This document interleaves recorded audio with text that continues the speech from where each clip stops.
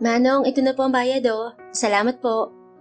Nakangiting inabot ng 30 taong gulang na si Gabriela Pascual ang bayad sa taxi driver bago siya bumaba. Lalong lumaki ang ngiti niya nang humarap sa may kalumaan ng bahay ampunan.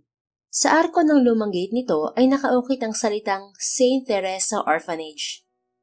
Sister Lana! Tawag niya sa medyo bata pang madre na nakita niyang dumaan sa gilid ng ampunan. Mabilis naman siya nitong nilapitan at pinagbuksan ng gate. Ma'am Ella, naku, nandito na po pala kayo. Kanina po ba kayo? Sana'y tumawag kayo para napagbuksan ko kayo kaagad. Ayos lang, Sister Lena. Kararating ko lang din naman. Actually, kabababa ko lang ng taxi. Sina Mother Olga at ang mga bata, nasan? May dala akong konting laruan at pagkain para sa kanila. Dagdag na rin para sa selebrasyon ng ampunan. 50th anniversary kasi ng orphanage ngayon kaya't makikiisa si Ella. Kilala na sa ampunan na yun si Gabriela dahil tuwing day off niya sa paaralang pinagtatrabahuhan ay sinisikap niyang bumisita roon para sa mga bata. Hindi lang naman kasi siya basta malapit sa mga bata at sa ampunan, kundi dahil dati rin siyang nanggaling doon. Naku, maraming salamat po Ma'am Ella. Pagpalain po kayo ng Diyos. Siguradong matutuwa ang mga bata rito. Pasasalamat ni Sister Lena at tinulungan siyang bitbitin ang mga regalo at pagkaing dala niya. Nagsisimula na nga po ang palaro para sa mga bata. May dumating po kasi kanina na isang babae at lalaki na ang ganda at ang gwapo. Mukhang magjowa at mukhang mayayaman. May dala rin silang mga regalo at pagkain para sa mga bata tapos nagpapalaro sila ngayon. Talaga? Sino naman tong magjowa na sinasabi mo? Usisa niya rito. Bagamat may mga organisasyon namang tumutulong sa orphanage, bibihira pa rin ang mga dumadalo sa ampunan. Maliban na lang kung may balak na mag-adopt. Kaya nakakurious siya sa mga bisita ngayon. Hindi ko nga kilala Ma'am Ella eh.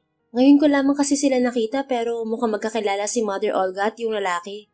Kasi nung lumapit yung lalaki kay Mother Olga, bigla na lang umiyak si Mother tapos niyakap siya ng lalaki. Hindi ako makalapit sa kanila kanina kaya di ko narinig yung pinag-uusapan nila.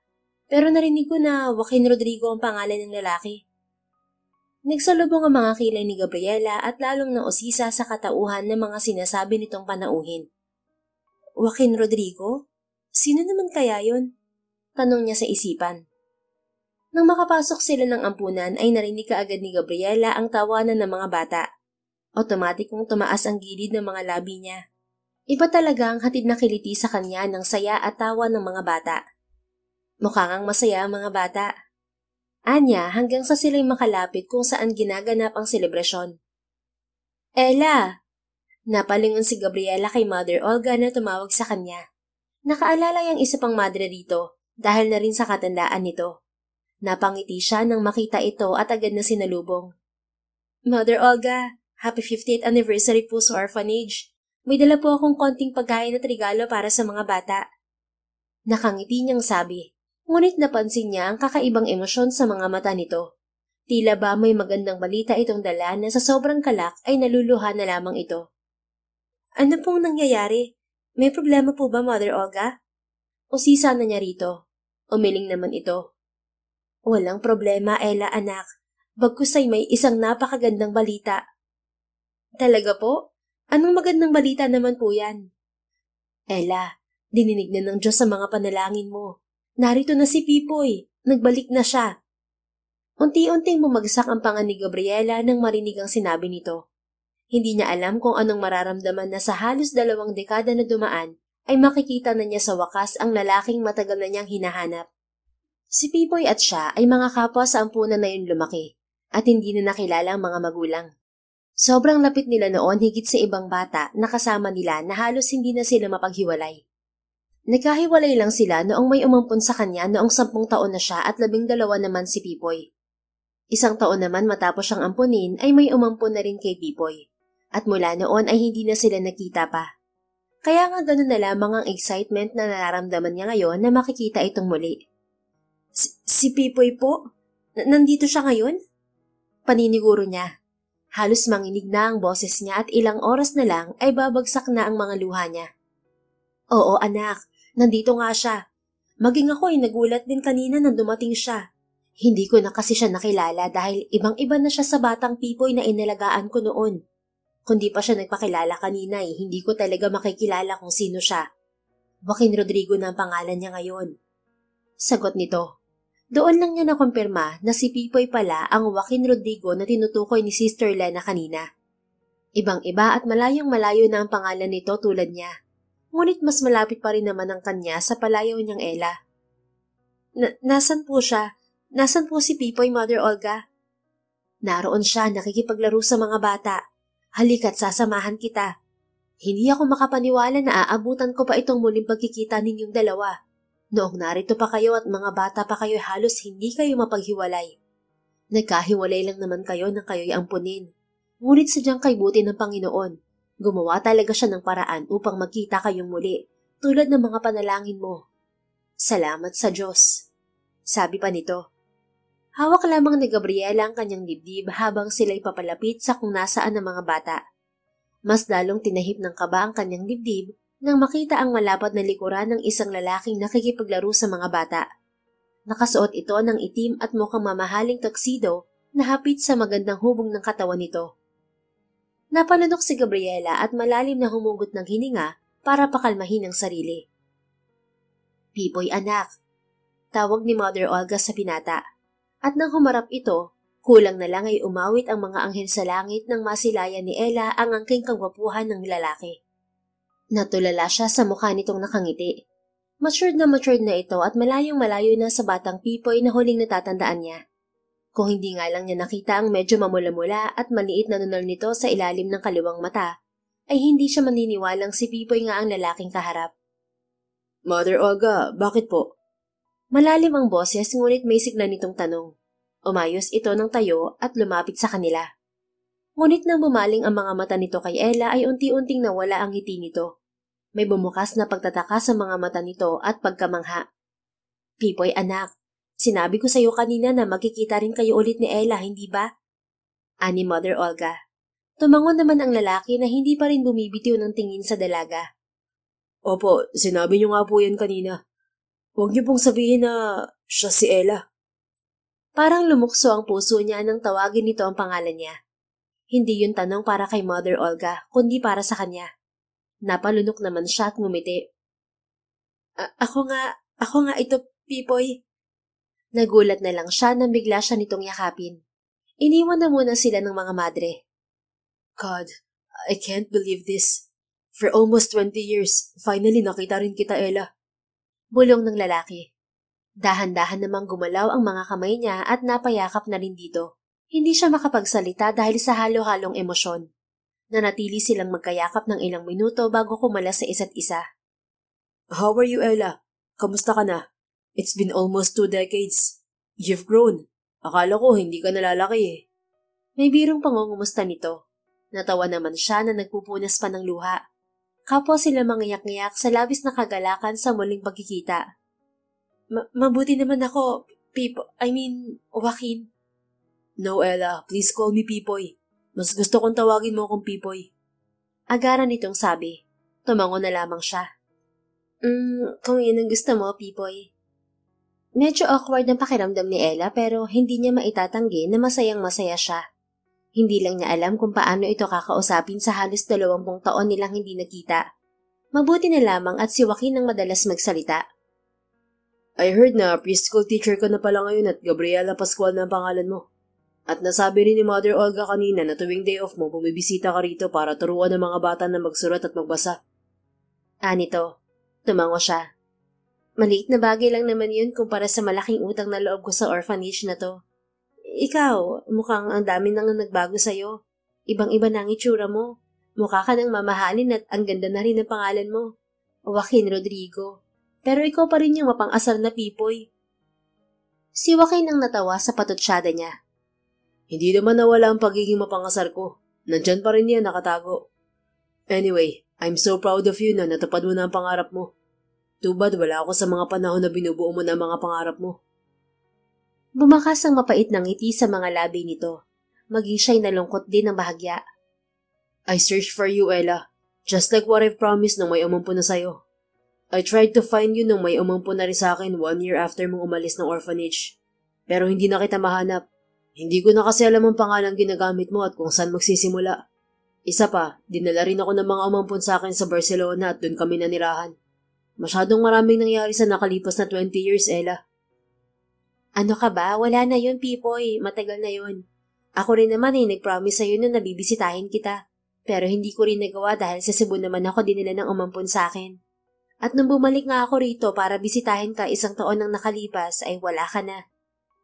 Sabi naman niya. Pumatak ang luha sa mga mata niya na agad niyang pinunasan.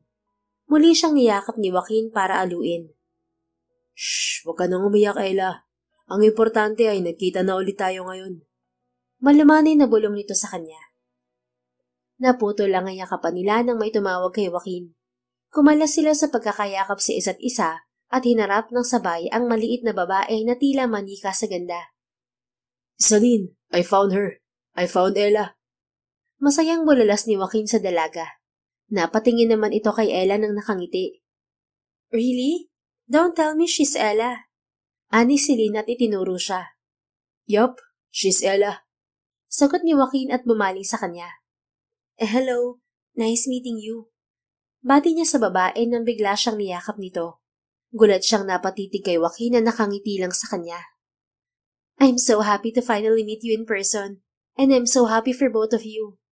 After 2 decades, you finally meet again in this very place where you started. May galak sa boses nitong sabi bago kumalas sa pagkakayakap kay Ella. Nagtataka siya kung sino ang babae at tila kilala siya nito. Pero naisip din niya na marahil ay dahil kay Joaquin kaya siya kilala nito. Thank you. Maikling nasabi lang niya. Joaquin, I'm so sorry that I disturbed your reunion with Ella. But Dad called me and he says he wanted to talk to you. I'm really sorry. Si Joaquin na ang kausap nito. Napansin naman ni Gabriela ang sandaling pagkabura ng emosyon sa mukha nito. What did he want us to talk about? Tanong nito sa babae. I don't know. He didn't say anything but he says it's urgent. Sagot ni Celine at sandaling mabilis na sumulyap sa kanya. But I can tell him that you can talk some other time. You and Ella just finally meet now and I know you have a lot of things to catch up. Nang marinig yun ni Gabriela ay nagpasya na siyang sumingit sa usapan ng dalawa. No, it's fine. Me and Joaquin can talk some other time. Anya at bumaling kay Joaquin na nakatingin na rin sa kanya. Unahin mo muna yan, Pipoy. Mukhang importante ang kailangan niyo mapag-usapan. May ibang araw pa naman na pwede tayo makapag-usap ulit. Are you sure, Ella? Pwede naman kasing kausapin ko sila sa ibang araw. Ngayon na nga lang ulit tayo nagkita after so many years. Anito pero umiling siya at tipid ng umiti.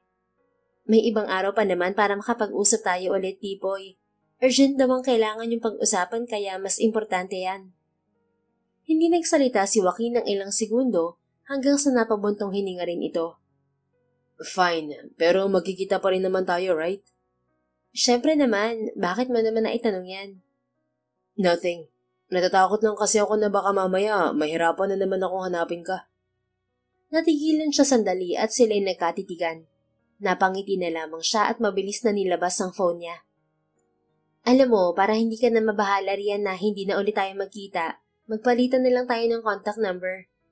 Sabi niya at inabot ang cellphone niya rito. Yeah, sure. Nilagay nga nito ang number nito sa cellphone niya. Tinawagan niya muna ito sandali para magpa-miss call. Ayan, isave mo na lang ang number ko Tawagan or i-message mo na lang ako kapag hindi ka na busy, Pipoy. Lumapit sa kanya si Joaquin at muli siyang niyakap. I missed you so much, Ella. I promise, after this mag-uusap ulit tayo. Marami tayong dapat na pag-usapan. Kulang ang buong araw para rin sa 20 years na dumaan. Bulong nito na sinang-ayunan niya. Tama ka, marami nga tayong dapat pag-usapan. Pero sa ngayon, unahin mo na muna mga dapat unahin. At namiss din kita. Masaya akong muli kang nakita. Sabi niya rin, ngunit ang bandang dulo ay halos siya na lamang ang nakarinig. Nang kumala sila sa pagyayakapan ay nagkatitigan pa sila ng ilang segundo bago nagbitiw ng matamis ng ngiti sa isa't isa. Di rin nagtagal ay nagpaalam din ng mga ito na tanging sa mga tingin na lamang niya hinatid. Kinagabihan pag uwi ni Gabriela sa tinutuluyan niya ay umupo na agad siya sa harapan ng laptop niya. Nais niya kasing hanapin sa Facebook at ibang social media platform si Joaquin. Ngayon na alam na niya ang pangalan nito at nakita na ang itsura nito ay magiging madali na lang sa kanya ang paghahanap dito kumpara sa nakaraang mga taon na para siyang naghahanap ng karayom sa dayami. Ngunit nang mahanap naman niya ito ay halos malaglag na ang panga niya sa mga nabasang impormasyon tungkol kay Joaquin. Grabe, si Pipoy pala ang kasalukuyang CEO ng Rodrigo Wines. Kaya pala pamilyar ang pangalang binanggit ni Sister Lana kanina at si Pipoy pala to. Hindi makapaniwala niyang bulalas. Expected na naman niyang iba na ang estado nito sa buhay sa itsura at pananapit pa lamang nito. Pero hindi niya inaasahan na isa na pala itong bilyonaryong negosyante sa Barcelona. Sakto namang nakakabawi pa lang siya sa pagkabigla nang tumawag ang lalaki.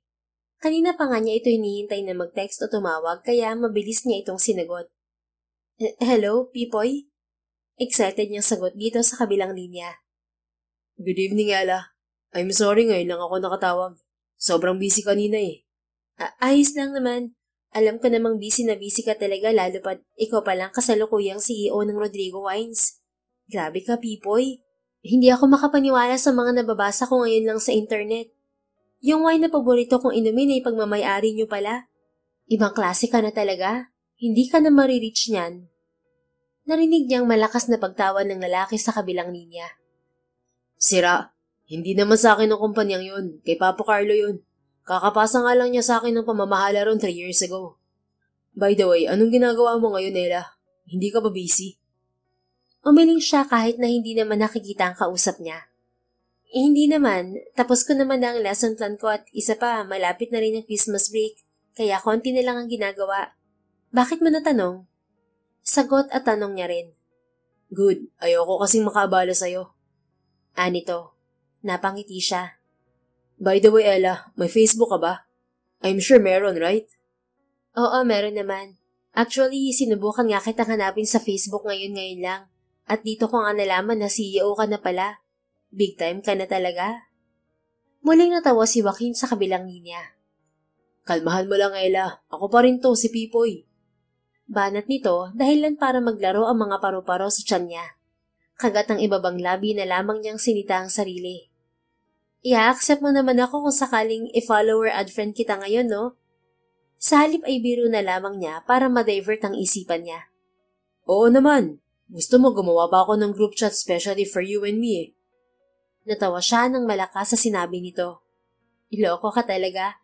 May group chat ba namang dadalawa lang ang member? Natawa niyang sabi. O ayan, ako na nag-add friend sa'yo. Pa-accept na lang po, Mr. Rodrigo. Narinig niya muli ang tawa nito sa kabilang linya. Oh wait, I will accept it. Sabi nito. Ilang sandali nga ay nag-pop up na sa notification niya na in-accept na siya ni Pipoy. Ayan, friends na tayo. Thank you sa pag-accept, Mr. Joaquin Rodrigo. Masayang bulalas niya. Tigilan mo nga ako sa pagtawag mo ng Joaquin Rodrigo. Sabi ko, Pipoy na lang eh. Mas komportable pa ako. Namiss ko rin na tinatawag ako sa ganyang pangalan. Saway nito sa kanya. Para kasing hindi na bagay sa'yo yun. Bilyonaryong negosyante ka na ngayon kaya di na nakakasosya ng Pipoy na pangalan. Saka ang ganda kaya ng Joaquin. Ella, wag na makulit. Basta kapag akong kausap mo, I want you to call me Pipoy. And I will call you Ella, just like before. Anito, siya na rin ang sumuko sa huli. Oo na, Pipoy. Kulit mo, Ella. Tara nga, FaceTime na lang tayo. Gusto kitang makita habang kausap. Baba ko na to ah. Bye. Napailing na lang si Gabriela at natawa sa pagmamadali nito. Ni hindi na siya pinagsalita nito at ibinaba na ang tawag. Saglit lang din naman ay nag-video call na rin ito. Inayos niya muna ang sarili bago ito sinagot. Ella, hello. Ella, nakikita mo ako? Malakas na tanong nito at kumuway-kaway pa nang masagot niya ang tawag. Pigil naman niya ang tawa sa akto nito na parang bata.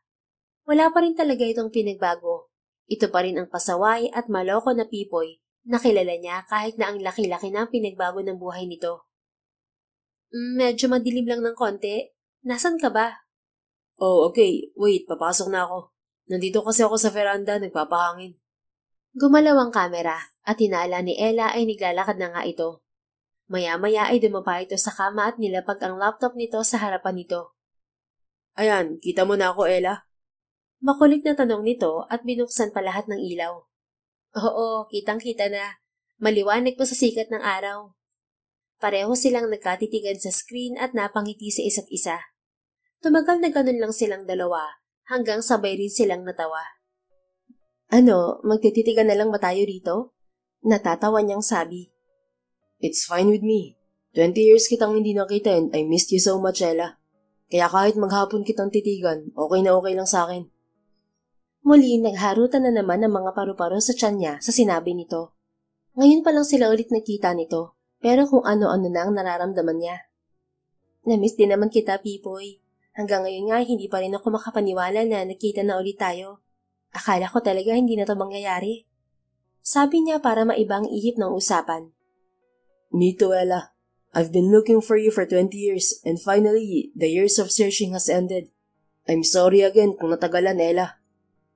Umiling-iling siya na may simpleng ngiti. Hindi na yun importante, Pipoy. Ang mahalaga, nakita na ulit tayo sa wakas. Anya na mabilis din namang sinang-ayunan nito. Nagpatuloy ang kwentuhan at kamustahan nila na parang walang bukas.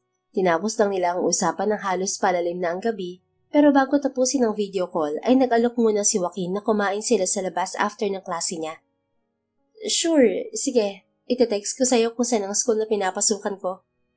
Anya. Okay. See you tomorrow, Ella. Good night. Good night din, Pipoy. Kinabukasan nga ay panay ang sulyap ni Gabriela sa cellphone niya. Bukod sa binabantayan niya ang oras, ay hinihintay niya rin ang tawag ni Joaquin.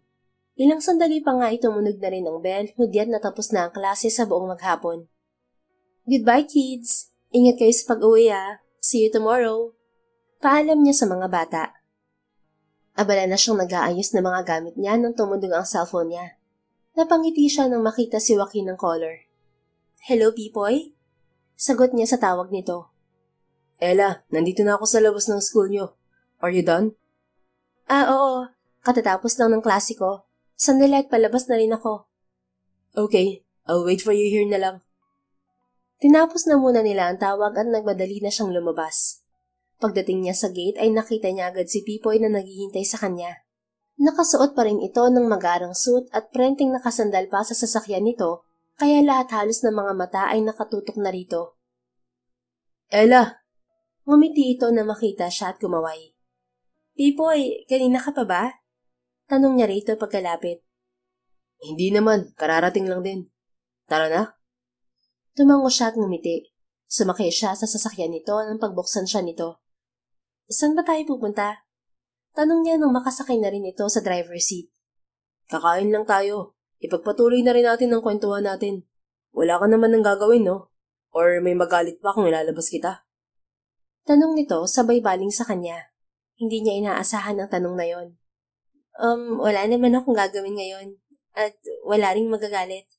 Sagot niya. Ngumiti naman ito ng malaki na halos mawala na ang mga mata nito. Very good. Mabuti kung ganun. Sa akin walang magagalit, pero sa'yo mukhang meron. Anya at doon na rin niya naisip na itanong ang kagabi pa gumugulo sa isipan niya. Si Celine, yung kasama mo kahapon sa orphanage, maganda siya. Girlfriend mo siya, no? Binantayan niya ang magiging reaksyon ni Pipoy at nakita niya na unti-unting nawala ang ngiti nito. Celine's not my girlfriend. She's my fiancé. Sagot nito at ewan ba niya, para siyang nakalunok ng mapait. Ganun ba? Congratulations, Pipoy. Bagay na bagay kayong dalawa. Pareho kayong maganda at gwapo. Hindi itatanggi ni Gabriela sa sarili na medyo nanlumo siya sa nalaman. Ang totoo, bata pa lang sila ay crush na niya si Joaquin. At alam naman yun ng lalaki. Katunayan ay crush nga rin siya nito at nagkaroon pa sila ng promise sa isa't isa na magpapakasal sila kapag malalaki na sila. Pero sa ilang taon na lumipas na nagkahiwalay sila, expected na niya na maraming magbabago. At isa na roon ang nararamdaman nila. Siguro para kay Joaquin, pero para sa kanya ay hindi. Nanatili pa rin kasi ang maliit na paghanga na yun hanggang ngayon. Kahit pa nagkalayo na sila ng maraming taon, kaya medyo nasaktan din siya sa nalaman. Alam ba niya na magkasama tayo ngayon? Baka magalit siya, ha? Tanong niya dahil bigla na lamang itong nanahimik na pinagtataka niya. Don't worry, she knows. And besides, nasa Barcelona na siya ngayon. Kakauwi lang niya kanina. Sagot nito at napabuntong hininga.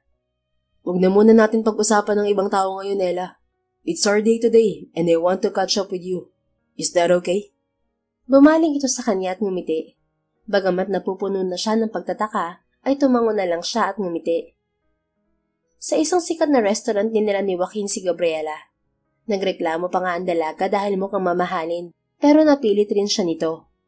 Matapos nilang kumain ay nagkayayaan naman silang maglakad-lakad sa seaside.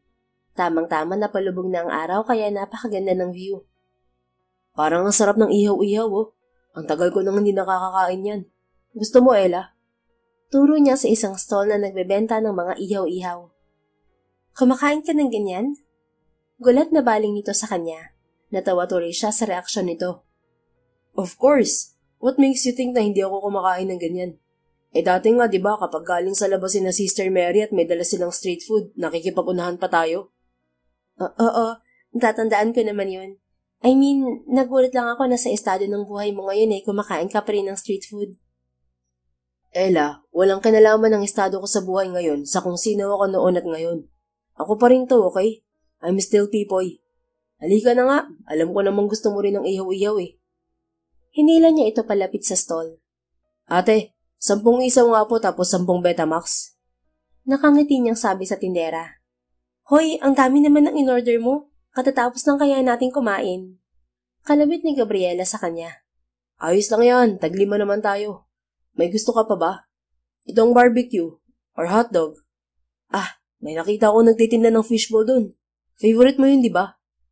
Turo niya sa katabing stall. Ate, iluto mo ng order namin Dagdagan mo na rin ng barbecue at hotdog. Tiglima rin.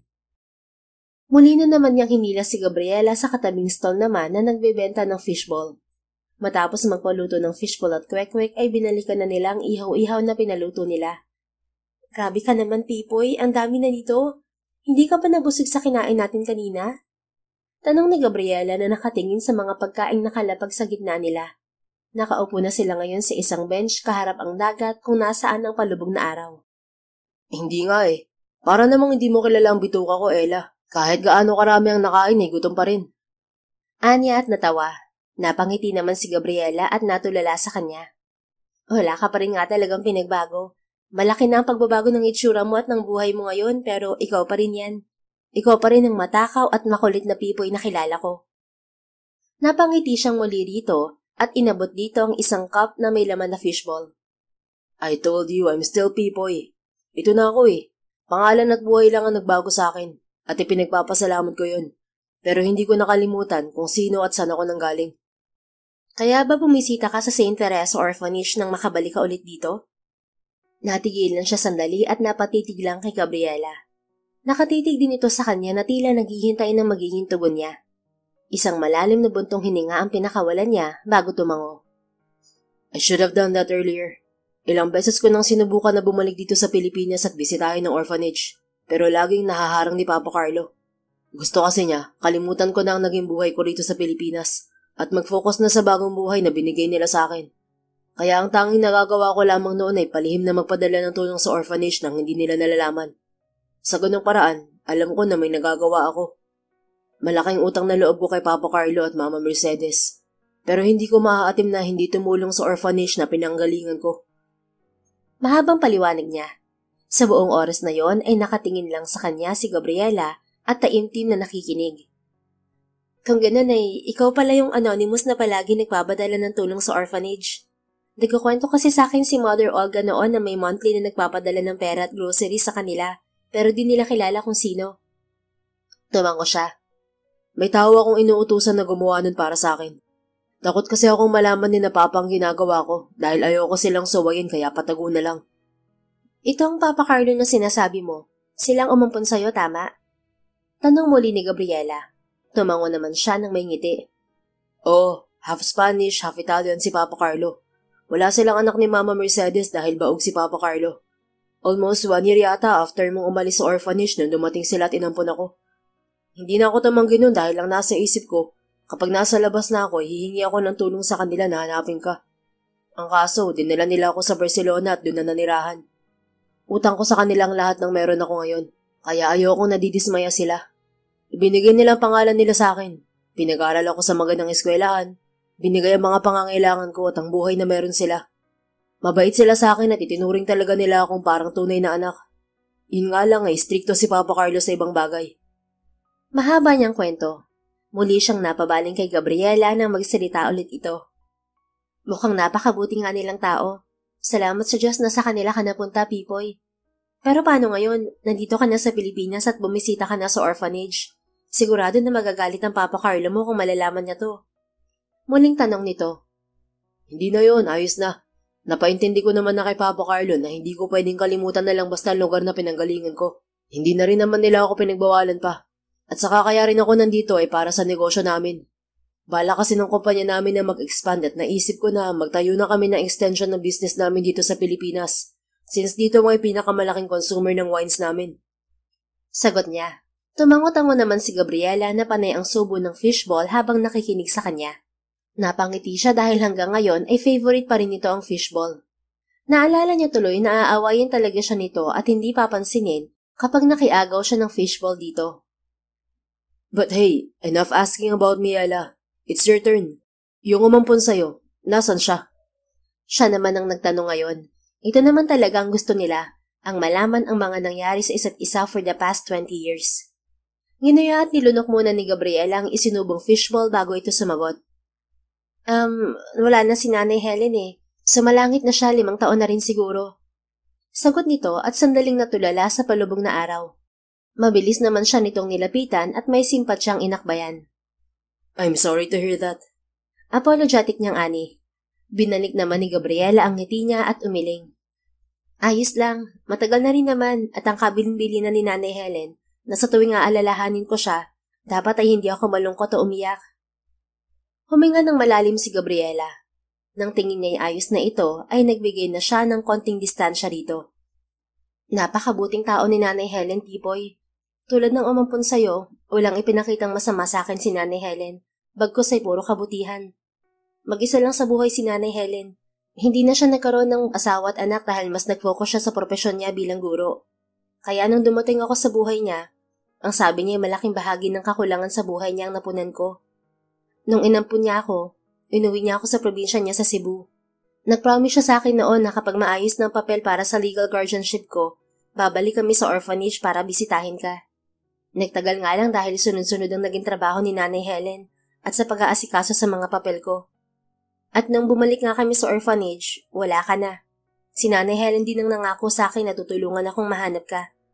Hanggang sa huling hininga niya, humingi pa siya ng tawad sa akin na hindi na niya ako nasamahan pa na hanapin ka. Sigurado, kung nandito lang si Nanay Helen ngayon, matutuwa yun kapag nakita niyang magkasama na tayo at nakita na sa wakas. Ramdam ni Joaquin ang lungkot, pangungulila, at kagalakan ni Gabriela habang nakikinig siya rito.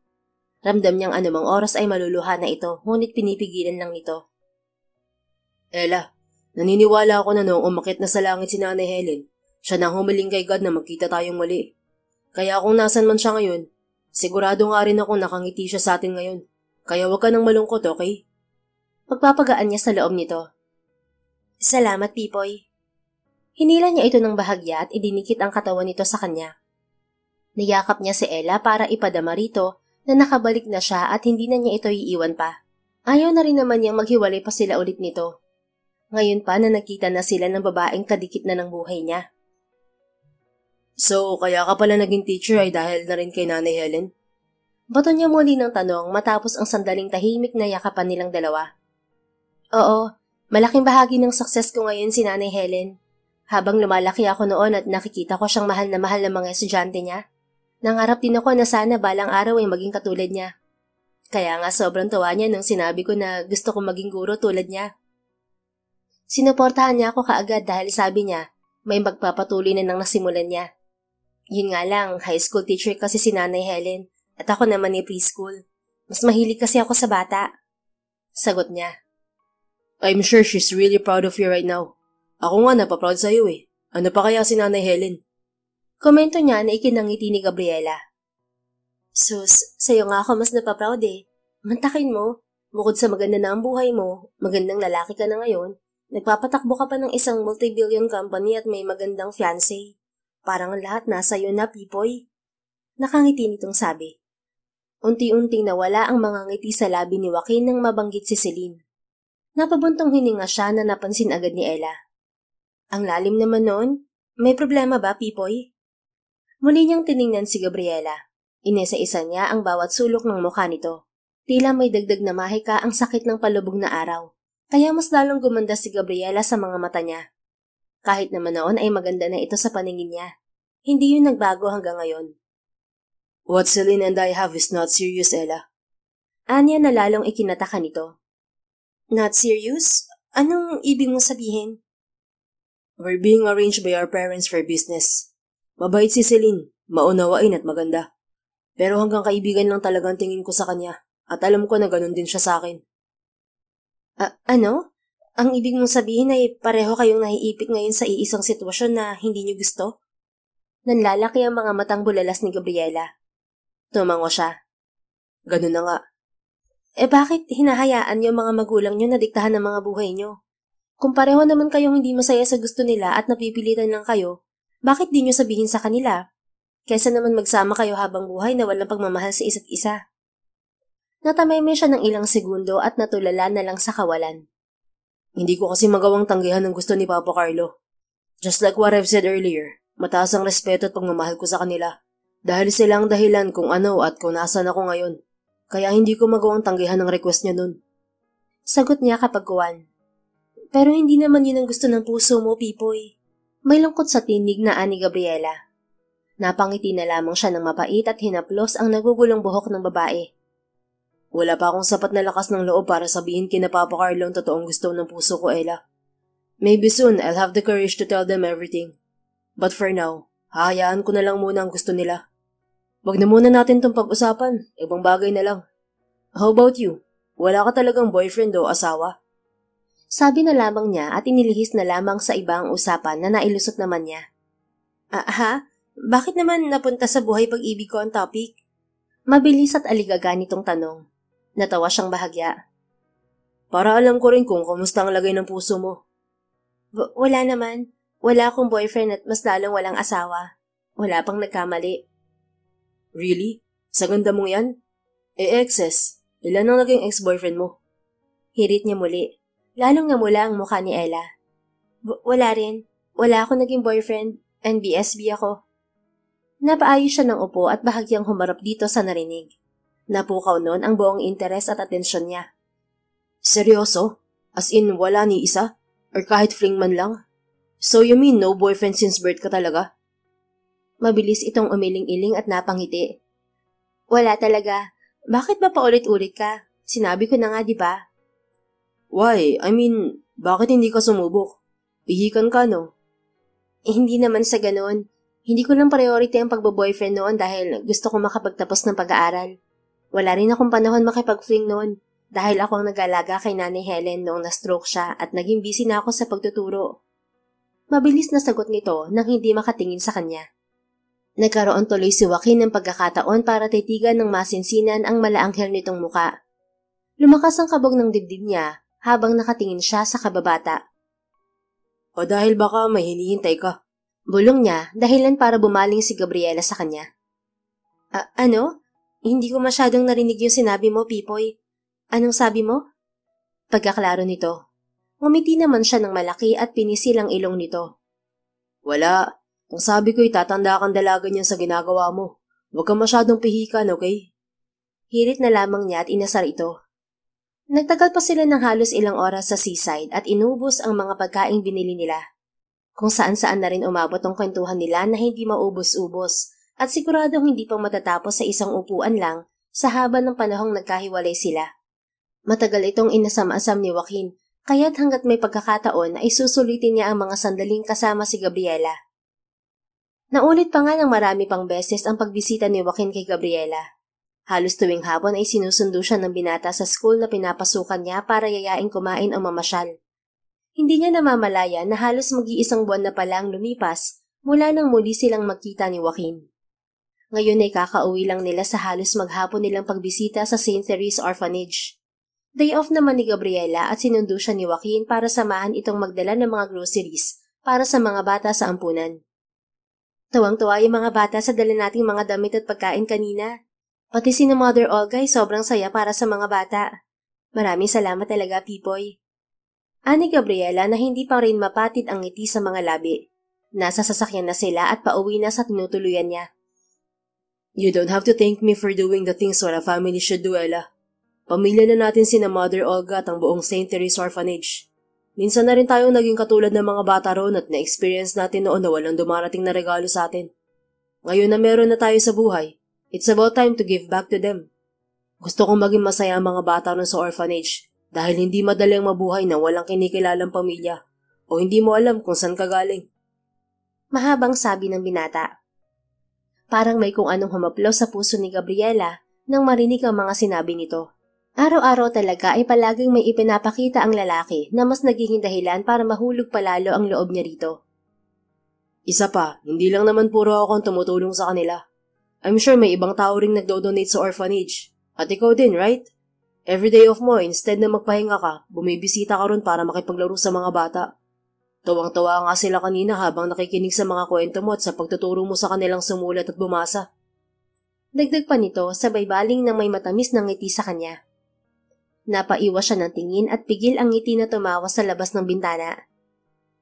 Tulad ng sabi mo, pamilya ko na rin ang mga taga St. Therese, kaya maliit na bagay lang tong ginagawa ko para sa mga bata, kumpara sa napakalaking tulong na ibinigay sa atin ni Mother Olga noon. Anya, nasundan niyo ng sandaling katahimikan na si Joaquin na rin ang bumasag. I know this is a little bit sensitive, especially for the both of us, Ella. Pero gusto ko lang malaman ang side mo about this. Sabi nito na umani ng buong atensyon niya. Puno ng pagtataka at salubong ang mga kilay niyang binalingan ito. Ano naman yun? Tumingin ito sandali sa kanya bago nag-focus sa pagmamaneho. About our real family. Hindi mo ba sila hinahanap or hinanap? Yung pamilya mo or kung saan ka galing? Tanong nito na na-anticipate na rin naman niya. Sandali siyang huminga ng malalim bago sumagot. Sa totoo lang, Pipoy, nagtatanong pa rin ako kung sino ba ang mga magulang ko, kung saan ako galing at kung bakit nila napiling iwan ako sa orphanage. Hanggang ngayon ang dami kong katanungan. Pero tulad ng sabi ni Mother Olga, may mga bagay na iniadyanan ng Diyos. May mga bagay na nakalaan ng kasagutan at may mga bagay ring mas mabuti na hayaan na lamang at kalimutan. May dahilan ng lahat at kung ano man ang plano ng Diyos sa akin, buong puso ko na lamang yung tatanggapin. Kung makikita ko pa sila, magiging masaya ako. Pero kung hindi na, ayos lang. Ang dalangin ko lang ngayon ay sana, kung nasan man sila ay maayos lang sila at masaya. Mahabang sagot at pagpapaliwanag niya sa kausap. Palihim siyang muling huminga ng malalim para itulak ang umiibabaw na lungkot at hinarap ang lalaki. Ikaw ba, Pipoy? Hinanap mo ba sila? Balik niya sa tanong nito. To tell you honestly, hindi na. Tulad mo may mga katanungan din ako, pero hinayaan ko na lang din. Kung gugugulin ko ang buong oras ko sa paghahanap sa mga katanungan na yun, marami akong oras at panahon na masasayang. Kung dumating man ng araw na makilala ko sila o hindi na, okay na ako at masaya na naman ako sa pamilyang mayroon ako ngayon.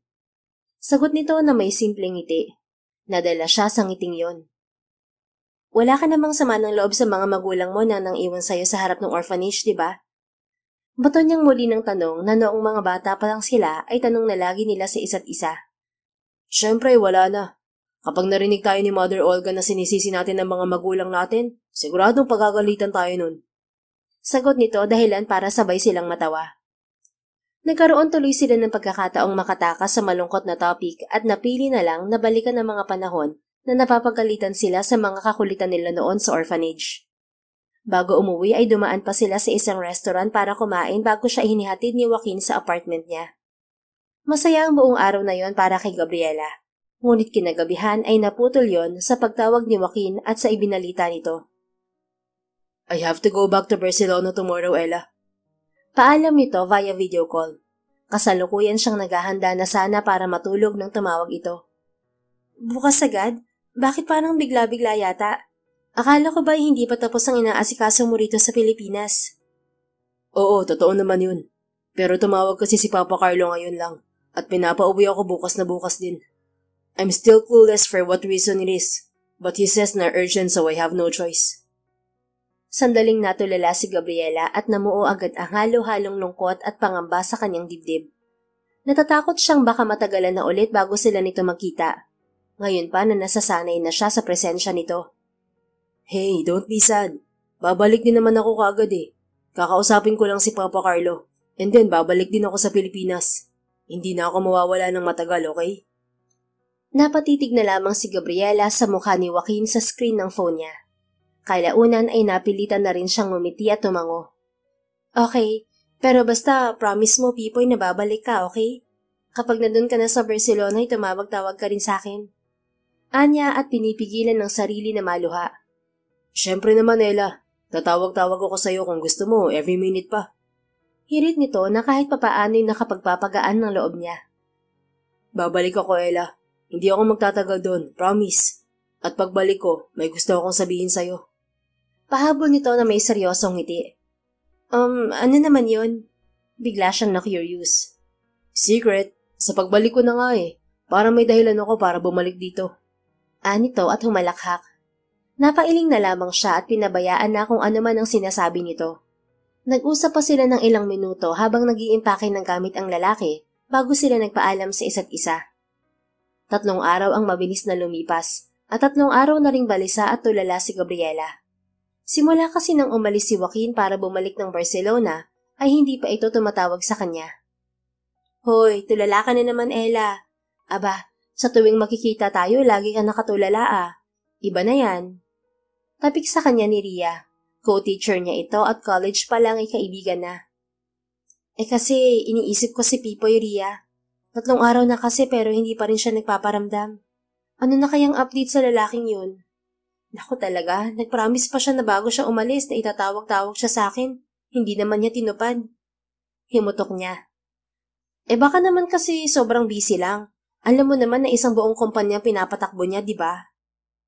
Kahit naman 1 minuto lang na tumawag siya, di naman yun malaking abala sa trabaho niya. O kaya kahit bago siya matulog. Maano ba naman yung mag-hi o hello lang kahit isa? Ay sus, sabihin mo, namimiss mo lang yung Pipoy mo. Totoo naman, hindi ko naman itatanggi na namimiss ko na siya. Walang paligoy-ligoy niyang sabi. Ella, tapatin mo nga ako. Mahal mo na ba si Pipoy? Natigilan siya sa biglang tanong ng kaibigan. Alam kasi nitong lahat lalo na ang mas lumalalim na pagtingin niya kay Joaquin. Friend, doon ko pa sinasabi sa'yo na problema yan. Alam mo naman na may fiancé yung tao, hindi ba? Napayuko si Gabriela at napakagat sa ibaba niyang labi. Bigla siyang nakonsensya at the same time ay nasaktan sa katotohanan yon. Alam ko, pero sabi naman ni Pipoy ay hindi nila mahal ni Celine ang isa't isa. Inarrange lang ang relasyon nila para sa negosyo. Paliwanag niya na tila hindi lang para kay Ria, kundi para kumbinsahin na rin ang sarili niya. At paano ka naman nakakasigurado na hindi nga nila mahal ang isa't isa? Alam mo na bang nararamdaman ni Celine? Tanong muli nito na parang malamig na tubig na bumuhos sa kanya. Sa mga nakalipas na araw na kasama niya si Joaquin, wala siyang ibang iniisip kundi ang sayang nararamdaman niya sa tuwing kasama niya ito. Bagamat alam niyang may fiancé na ito, kumakapit siya sa mga salita ni Joaquin na walang pagmamahal ang namamagitan rito at kay Celine. Mas pinili niyang paniwalaan yun dahil umaasa siya na baka pwedeng siya na lang ang mahalin nito. May mga pagkakataon din kasing may mga ipinapakita at ginagawa si Joaquin sa kanya na nagbibigay ng hint na may pagtingin din ito sa kanya. Hindi naman siya asyomera pero malakas ang pakiramdam niya na pareho rin sila ng nararamdaman nito. Pero kapwa sila naiipit sa sitwasyong magulo. Pero sa sinabi ni Ria, ngayon lang niya napagtanto na naging unfair nga siya sa side ni Celine. Hindi pa niya ito lubos na kilala. 1 beses nga lang niya itong nakita noon sa orphanage at yun na rin ang huli. Hindi niya alam ang totoong nararamdaman ng babae at nakokonsensya siya roon. Friend, remember, almost 6 years na silang magkakilala bago sila na-engage. Ayun na rin sa kwento mo na ikinwento ni Pipoy sa'yo. Sure ka ba na sa loob ng 6 na taon na yon, hindi nahulog ang loob ni Celine kay Pipoy? Siguro si Pipoy ibang nararamdaman niya para kay Celine, pero hindi natin alam kung anong nararamdaman ni Celine. At doon talo ka, Ella. Kahit pa walang pagmamahal sa relasyon nila, engaged pa rin sila at legal sa mata ng mga tao at ng pamilya nila yon. Tuluyang hindi na nakapagsalita si Gabriela sa mga sinabi ni Ria. Para bang lahat ng sinabi nito ay nagdadagdag lang ng bigat sa dibdib niya. Lalo tuloy siyang nalungkot at naguluhan sa dapat na gawin at maramdaman. Ang 3 araw ay nadagdagan pa ng 2 hanggang sa naging 1 linggo na. Dumating na rin ang Christmas break pero wala pa ring paramdam si Joaquin sa kanya. Ano na bang nangyayari sa'yo riyan sa Barcelona, Pipoy? Bakit hindi ka na tumawag o nagme-message man lang? Naluluhanan niyang bulong sa hangin habang nakatingala sa buwan. Nayakap na lamang niya ang sarili at humiling na bukas ay bumalik na ang lalaki. Ngunit kinabukasan, isang hindi niya inaasahang balita ang nakarating sa kanya na ang kaibigang si Ria ang nagpaabot ng dalawin siya nito sa bahay. Friend, nabasa ko lang to kanina sa isang news site sa Barcelona. Napapabalita na kasi ron na ikakasal na si Pipoy at Celine. Parang gumuho ang mundo ni Gabriela habang tinitingnan ang news na tinutukoy ni Ria sa cellphone nito. Friend, may simpatya nitong tawag sa kanya at niyakap siya. Sa ginawa nito ay hindi niya napigilan pa ang mga luha niya. Kasabay ng pagtangis niya ay ang pagbuhos naman ng ulan na tila nakikiisa rin sa nararamdaman niya. Sa kabilang banda, nakatulala lang si Joaquin sa kisame ng kanyang silid. Buong maghapon na siyang nakakulong sa kwarto at tila wala nang ganang bumangon. Simula noong dumating siya sa Barcelona at sinabi sa kanya ng Papa Carlo niya na inihahanda na ang kasal nila ni Celine, ay nagsimula na rin ang kaguluhan sa isip at puso niya. Noong nakaraang taon lamang nang sinabi ng Papa Carlo niya na ikakasal sila ni Celine para sa negosyo. At hindi siya kumontra. Malaki ang utang na loob niya sa mga ito kaya't hanggat maaari ay susundin niya ang gusto ng mga ito. Nagbago lang naman yon nang muli niyang makita si Gabriela. Kung kailan pa naman gusto na niyang sabihin ang nararamdaman niya rito, ay saka pa itinulak ang nalalapit na pag-iisang dibdib nila ni Celine. Kaya tuloy kahit isang linggo na mula noong nakabalik siya sa Barcelona, ay hindi pa rin siya makatawag kay Ella. Gulong-gulo ang isip at puso niya ngayon. Gusto niya si Ella. Mahal niya ito. Pero ayaw naman niyang madisappoint ang Papa Carlo niya nang pinagkakautangan niya ng lahat ng meron siya ngayon. Ano ba ang pipiliin niya? Ang ikasisiyan ng puso niya? O ang ikasisiyan ng mga magulang niya? Joaquin, sweetheart, dinner's ready. Come out and join us. Tawag sa kanya ng Mama Mercedes niya na humila sa bagulong pag-iisip niya. Bumangon siya nang unti-unting bumukas ang pinto ng kwarto niya at sumilip ang ginang. Humiti ito sa kanya bago tuluyang pumasok. Are you okay, sweetheart? Tanong nito. Ngumiti rin siya ng tipid dito. Yeah, Ma. I'm okay. Why'd you ask? Umupo ito sa tabi niya at pinitik ang tenga niya. Tinitigan siya nito ng matagal bago ngumiti ng mapait. Don't lie to me, Joaquin. I know you're not okay. I may not be the one who gave birth to you, but I have been your mother for the past 20 years. I know you well, sweetheart. And those eyes? I know you're hiding something heavy right now. Napayuko siya para umiwas sa mga tingin ng ina. Simula noon, sa tuwing napapagalitan siya ng Papa Carlos niya, palaging ito ang umaalo sa kanya. Ni minsan ay hindi ito nabigo na iparamdam sa kanya na mahal siya nito, kahit na hindi siya nanggaling dito. Sa puso at isip niya ay itinuring na niya itong tunay na niyang ina at tulad ng sinabi nito, kilalang kilala na siya nito. You can tell me whatever is bothering you right now, sweetheart. I'll listen. Anito at hinawakan ng kamay niya. Napatingin siya roon bago bumalik ang tingin sa mukha nito. Isang malalim na paghinga ang pinakawalan niya. It's about the arranged marriage, Ma. Pag-amin niya. Tila hindi naman ito nabigla, bagkus ay ngumiti lang at huminga rin ng malalim. I knew it. Can you tell me what happened to you while you're in the Philippines? I know that your stay in the Philippines played a big part in what you're feeling right now. Tiningnan muna niya ang Mama Mercedes niya ng masinsinan bago inamin ang lahat dito. I found her, Ma. I finally found Ella. We met again in the same orphanage where we grew up and got separated. I was so happy when we met again, Ma, because that was my dream for a long time. It was like a big missing puzzle piece came together when I saw her again. May ngiti niyang salaysay. Maalala pa lang niya ang mukha ni Ella ay napapangiti na siya. Pero dahilan din yun para manlumo siya at magalit sa sarili niya ngayon. Siguradong nag-aalala na ito sa kanya sa isang buong linggong hindi siya nagpaparamdam dito. Napatingin siya sa Mama Mercedes niya nang hawakan nito ang braso niya. It seems that I know why you're having second thoughts about your marriage with Celine now. It's because of her. It's because of Ella, right? Walang pag-aalinlangan siyang tumango dahil yun naman ang totoo. Yes, Ma. Ever since I saw Ella again, I promised myself that we would never be apart again. I love her, Ma. I love Ella. But I don't know if I have the chance to tell my feelings for her. Wika niya at hindi na napigilang maluha sa halo-halong frustrations. Mabilis namang yumakap sa kanya ang Mama Mercedes niya at inalo siya tulad noong bata pa siya. Why didn't you tell us, sweetheart? Why didn't you tell us how you feel and what you really want? Because I don't want to disappoint you. I don't want to disappoint Papa Carlo. Sagot niya. I owe you everything I have now.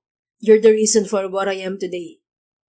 Kumalas ang Mama Mercedes niya sa pagkakayakap sa kanya at hinawakan ng mga pisngi niya. And what about what you want? Are you really going to sacrifice what you want just to not disappoint us? Kunot noong tanong nito. Hindi siya makasagot at napayuko na lamang. Joaquin, sweetheart, you're our son. And it's not because you owe us everything. You'll always follow what we want. Come on, fix yourself now. We will go to your Papa Carlo and talk to him so that marriage can be stopped immediately. Tell him everything, okay? Udyok nito sa kanya at hinila siya para umalis sa kama. Ngunit kapwa na lamang sila nabigla nang bumukas ang pinto ng kwarto niya at pumasok ang Papa Carlo niya. There's no need for that. I already heard everything. Anito na matamang nakatitig sa kanya. Tumayo siya at hinarap ito. Sa pagkakataong yon, gusto na niyang manindigan sa talagang gusto niya. Pa, I'm so sorry. Hindi niya na ituloy ang sasabihin nang bigla siya nitong niyakap. You don't have to say sorry, son. It is me who should be sorry. I'm sorry for invalidating your feelings. I'm sorry if I didn't ask what you want and you don't want. I am at fault, son, and I apologize for all the wrongs I have done as your father. Naisandal ni Joaquin ang mukha niya sa balikat ng Papa Carlo niya at sinuklian ng yakap nito. Tahimik na lamang siyang lumuha at nagpasalamat dito. You're free to do what you really want, son. I will support you. Tinapik-tapik nito ang likuran niya. Nagpunas muna siya ng luha bago hinarap ang papa niya. Pareho silang ngumiti sa isa't isa at ginulupan nito ang buhok niya. Mukha man itong matigas at strikto, pero alam niyang mahal na mahal siya nito kahit hindi ito ang tunay niyang ama. Talagang napakaswerte niya na ang mga ito ang naging mga magulang niya. Thank you so much, Pa. But how about the wedding? Tanong niya. Let me handle this one, son. I'm the one who got you into this situation, so I'll be the one to get you out. But first, go to Celine and talk to her thoroughly. I'm pretty sure she'll understand you. I will take care of her parents. For now, go ahead and find your happiness, son. Muli niyang niyakap ang Papa Carlo niya at buong galak na nagpasalamat dito. Tumayo na rin ang Mama Mercedes niya at sumama sa kanila. We want to meet Ella. Bring her here, son, okay? Hirit pa ng Mama Mercedes niya na hindi na niya tinanggihan pa. Sure, Ma. You're surely gonna love her. Thank you, Ma, Pa. Kinabukasan ay naghanda agad si Joaquin para kitain si Celine. Sa coffee shop na madalas nitong pinupuntahan niya inabutan ng babae. Nang makita siya nito ay ngumiti ito sa kanya at inalok siyang maupo. Celine, I'd like to talk to you about us. About our wedding. Panimula niya. Hinihinay-hinay pa niya dahil hindi na rin naman iba sa kanya si Celine at ayaw niya itong masaktan o mabigla. Bagamat wala siyang romantic feelings para rito, naging mabuting kaibigan naman niya muna ito sa nakalipas na 6 na taon bago sila ipinagkasundo ng mga magulang nila. You don't have to explain everything to me, Joaquin.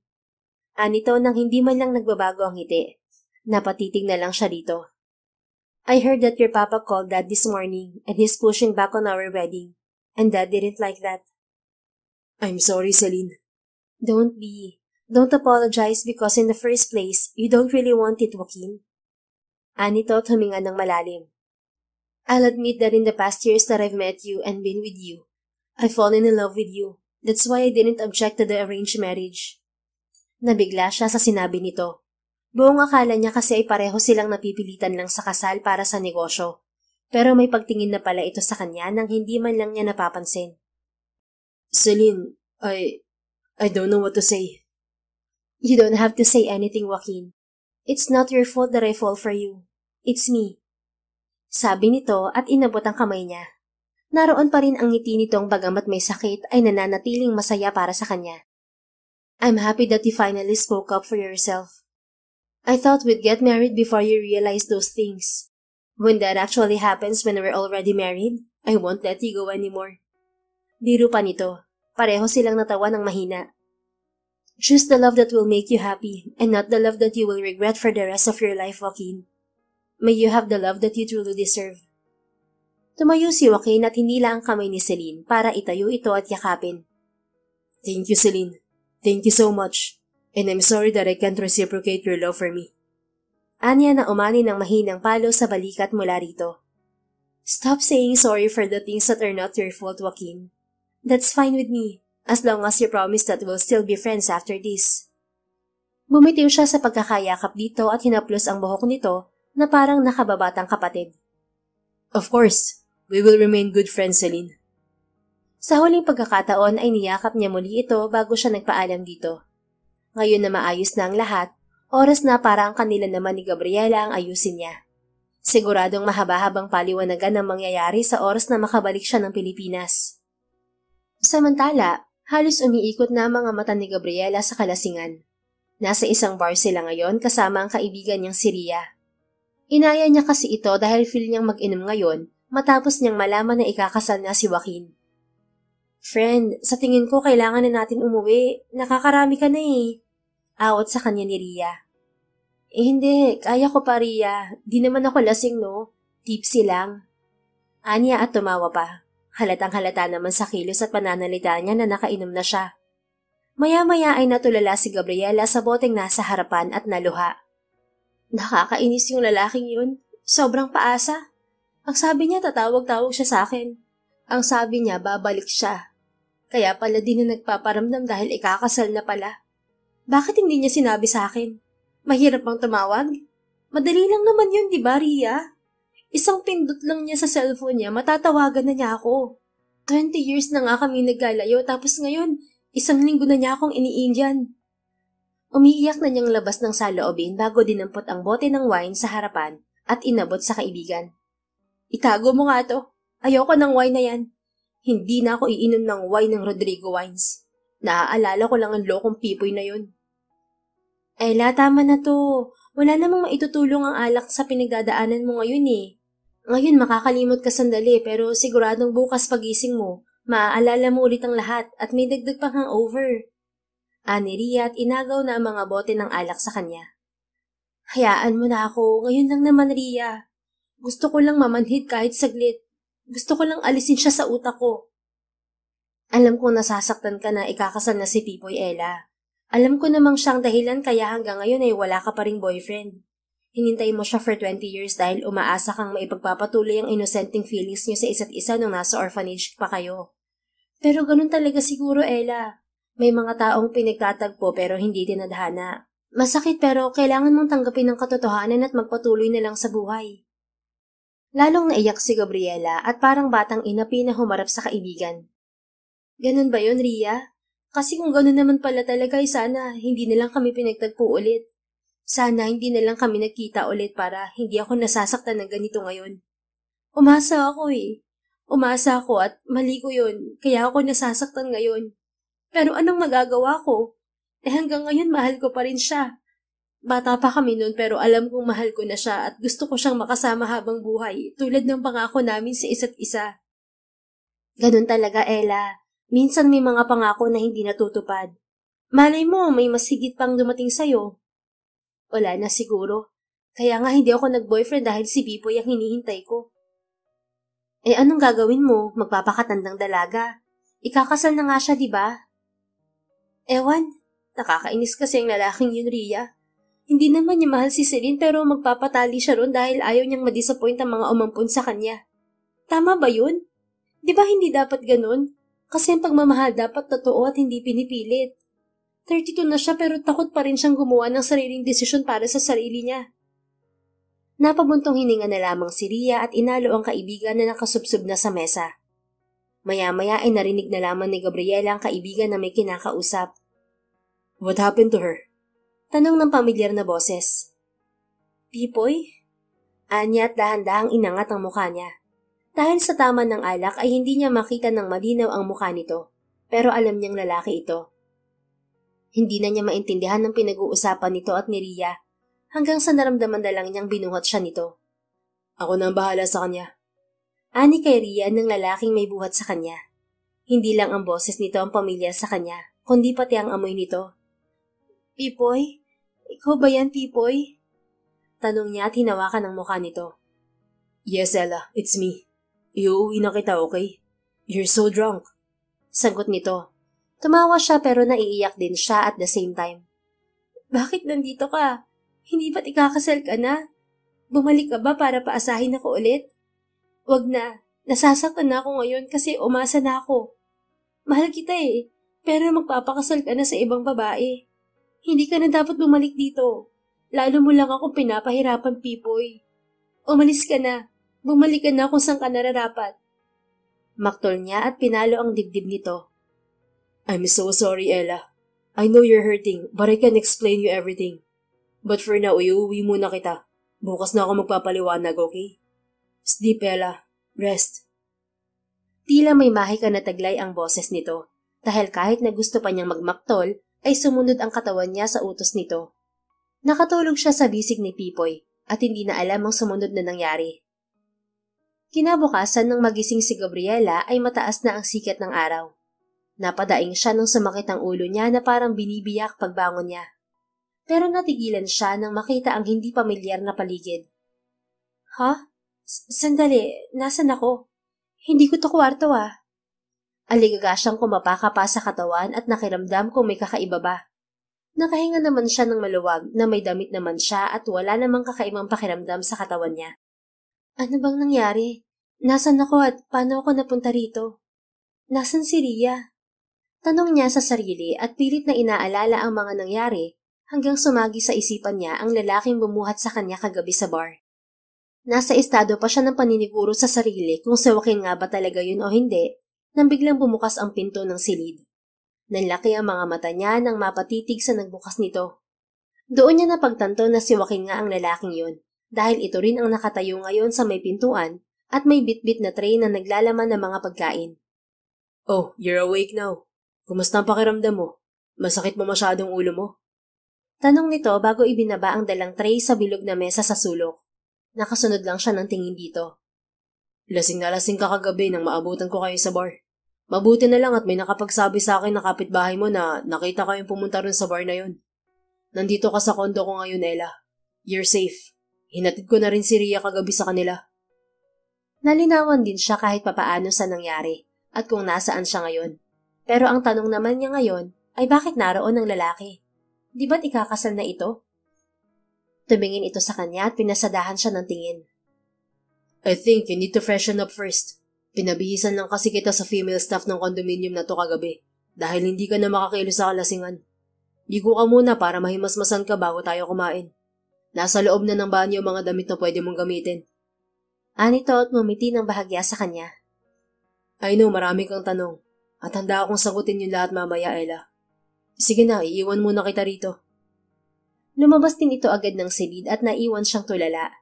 Tama ito, marami nga siyang gustong tanongin dito, pero may oras para roon. Tumayo siya at tinungo ang banyo para maligo. Kailangan niyo yun para mahimasmasan siya at mabawasan ang hangover niya. Saktong katatapos lang niyang maligo nang bumukas muli ang pinto ng silid at muling pumasok si Joaquin. May dala itong kape at tinungo ang bilog na mesa. Tara, kumain na muna tayo, Ella. Anyaya nito. Tumayo naman siya at naupo sa katapat na upuan na inuupuan nito. Wala silang imikan na mga unang minuto. Tunog lang ng plato at pagkain nila ang maririnig, hanggang sa hindi na rin kinaya ni Gabriela. Bakit hindi ka nagparamdam? Bakit hindi ka tumawag o nag-text man lang sa akin ng buong linggo? Hindi mo sinasagot mga chat, text at tawag ko. Bakit, Pipoy? Dahil ba abala ka masyado sa paghahanda sa kasal niyo ni Celine? Maiintindihan ko naman kung talagang yun ang rason pero bakit kailangang hindi ko magparamdam? Alam mo bang naghihintay ako sa mga tawag mo gabi-gabi? Paulan niya ng tanong bago ito hinarap. Nakatingin lang ito sa kanya. Humugot ito ng malalim na paghinga na tila naghahanda na para magpaliwanag. First of all, gusto kong humingi ng tawad, Ella. I'm so sorry kung hindi ko sinasagot ang mga tawag, chats at text mo. Hindi ko kasi alam kung paano ka kakausapin o kung kaya ko bang kausapin ka noong mga oras na yun. Palimula nito sa pagpapaliwanag. Tinitigan siya nito na parang nagtatanong kung pwede itong magpatuloy. Tumango lang siya at tahimik na nakinig dito. Nung dumating ako sa Barcelona, hindi ko alam na yun tungkol pala sa kasal namin ni Celine ang pag-uusapan namin. Nagulat lang din ako na gusto na nilang ikasal kami kagad. Nung mga panahong yun, nagkagulo ang isip at puso ko sa dapat gawin. Gulong-gulo ako at tinitimbang ko ang lahat. At ano namang kinalaman nun sa hindi mapagpaparamdam sa akin? Akala ko ba magkaibigan tayo? Tanong niya na hindi niya napigilan. Malaki, Ella. Malaking kinalaman nun kung bakit hindi kita magawang tawagan o matext man lang. Dahil nung mga panahon na yun, ikaw ang tumatakbo sa isipan ko. Hindi lang tutungkol sa pagiging magkaibigan natin. Natigilan siya at biglang tinahip ng kaba ang dibdib sa narinig.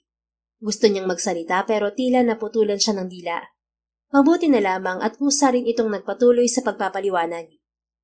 Nagtatalo ang isip at puso ko noon, Ella. Kung ano ang gagawin.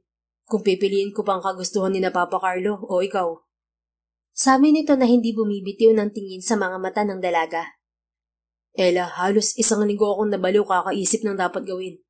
Ayokong madisappoint si na Papa kung aatras ako sa kasal. Pero ayaw ko rin namang makasal kay Celine dahil alam kong hindi siya ang babaeng gusto kong makasama. Ikaw yun, Ella. Naalala mo, nangako ako na may sasabihin ako sa'yo pagbalik ko rito galing Barcelona. Ito yun. Gusto kong sabihin sa'yo na mahal kita at gusto kong makasama ka habang buhay.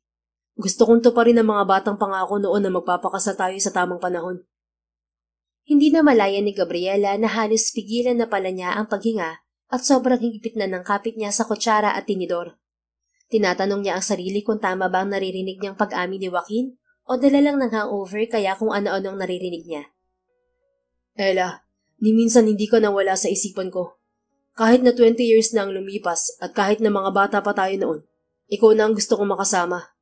Kaya hindi ako bumitaw sa pag-asa na magkikita pa tayo. At nung nakita na rin tayo sa wakas, sinabi ko sa sarili ko na hindi ko na to palalampasin pa. Pagpapatuloy nito. Napayuko siya at hindi malaman kung anong mararamdaman. Natural na masaya siya na pareho pala sila ng nararamdaman. Pero sa kabila nun ay may gumugulo pa rin sa isipan niya. Paano ang kasal mo? Paano si Celine? Hindi ba't ikakasal na kayo sa susunod na buwan? Yun ang nabasa ko sa mga balita. Susuwayin mo ang kagustuhan ng papa mo? Sunod-sunod niyang tanong. Inabot naman nito ang kamay niya at unti-unti itong umiti. Ella, kaya ako nandito ngayon ay dahil wala ng kasalan na magaganap. Nakausap ko na sina Papa at sinabi ko sa kanila na hindi ko kaya magpakasal kay Celine dahil ikaw ang mahal ko. At hinayaan na nila ako. Sila na mismo ang nagpaurong ng kasal namin ni Celine at suportado na nila ang gusto ko. Nakangiting sabi nito at damang-dama niya ang saya nito. Tila nagdiwang at nabuhayan rin ang buong sistema niya. Umaabot sa kanya ngayon ang sayang nararamdaman nito. Pero si Celine, alam ba niya? Paniniguro niya at tumango naman ito. Yup. Actually, bago ako bumiyay pabalik dito kahapon, nag-usap muna kami at nagkaayos ka kami. Ayokong umalis na hindi nasesettle ang lahat sa amin. Wala naman siyang sama ng loob sa nangyari at masaya nga siya para sa atin. Alam niyo noon pa na ikaw talaga ang mahal ko, Ella. Malaya na tayong tuparin ang pangarap natin. Malaya na tayong mahalin ng isa't isa. Sa narinig ay tuluyan ng naglaho ang lahat ng mga bigat na dinadala ni Ella sa nagdaang isang linggo. Inilabas niya yon sa tahimik na pag-iyak dahil sa kagalakan. Tumayo naman si Joaquin at niyakap siya. I'm sorry, Ella. Sorry kung umawat pa ng isang linggo. Sorry kung naparamdam ko na naman sa'yo na wala na naman ako sa tabi mo. But now I can promise you na hindi na ako mawawala. Dito lang ako sa tabi mo. Masuyong sabi nito at pinatakan ng halik ang bumbunan niya. Humihikbing tumingala naman siya rito. Nakangiti ito sa kanya at pinunasan ang mga luha niya. I love you, Ella. Mahal kita noon hanggang ngayon. I love you too, Pipoy. Noon hanggang ngayon. Sagot niya rin at naglapat ang kanilang mga labi. Makalipas ang ilang buwan ay formal nang naging magkasintahan sina Gabriela at Joaquin at nagpaplano ng magpakasal sa susunod na taon. Para sa kanila, hindi nasusukat ang pagmamahalan sa kung gaano nakatagal ang isang relasyon.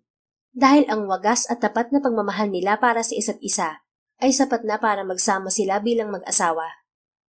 Nang ibalita nga nila sa mga madre sa orphanage ang plano nila, ay labis na natuwa ang mga ito. Lalong-lalo na si Mother Olga na naging ina nila noong nasa ampunan pa sila. Sobrang masaya ako para sa inyo, Ella at Pipoy. Alam talaga ng Diyos na kayo ay para sa isa't isa. Kahit na halos 2 dekada kayong nagkalayo, gumawa pa rin talaga siya ng paraan upang pagtagpuin kayong muli. Maluhalo ang sabi ng matandang madre habang nakatitig sa kanila. Maraming salamat po, Mother Olga. Simula noon, kayo na ang tumayong ina namin. At marami kaming natutuhan sa inyo. Hindi kami mabubuo kung sino kami ngayon kung wala ka po. Maraming salamat po. Naiyak na rin si Gabriela at niyakap ito.